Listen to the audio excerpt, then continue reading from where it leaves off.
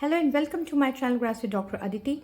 In today's video, we will see why we keep the resistance of ammeter is very small in a circuit for measuring the current. Okay, means जब भी हम कोई ammeter लेते हैं ideally उस ammeter का जो resistance होता है वो ज़ीरो होता है, बट प्रैक्टिकल डिवाइस में ये पॉसिबल नहीं है. दैट इज़ वाई जो हम प्रैक्टिकल एमीटर यूज़ करते हैं उसमें जो उसका इंटरनल रेजिस्टेंस होता है उसे हम वेरी लेस रखते हैं.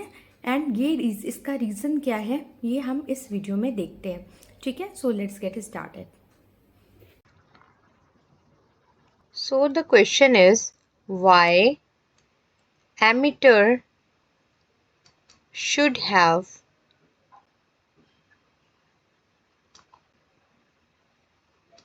very small resistance. Very small resistance. ठीक है, क्वेश्चन ये है कि जब हम एमीटर यूज़ करते हैं तो आइडियली हम ऐसा एमीटर क्यों इम्प्लीमेंट करना चाहते हैं जिसका जो रेजिस्टेंस होता है that should be very small, nearly zero. And अक्सर हम बोलते हैं कि जो आइडियल एमीटर होता है उसका जो रेजिस्टेंस होता है that is zero. Means ideally उसका रेजिस्टेंस ज़ीरो होना चाहिए, बट प्रैक्टिकल एमीटर का resistance should be as low as possible.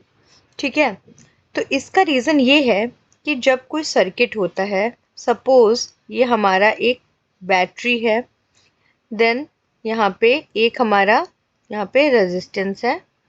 ठीक है, अब इस सर्किट में जो करंट फ्लो हो रहा है हमें वो मेज़र करना है, तो इसके लिए हमने यहाँ पे एमीटर को सीरीज़ में सर्किट में कनेक्ट किया.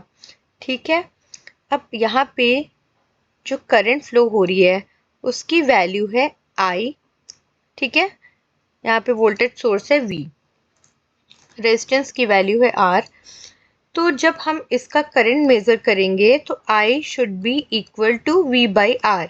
मीन्स लोड के थ्रू जो करंट फ्लो हो रही है हमें उसे मेज़र करना है. ठीक है, तो हमें यही रेजिस्टेंस सर्किट में चाहिए एंड करंट की वैल्यू बहुत ज़्यादा चेंज नहीं होनी चाहिए due to the internal resistance of ammeter.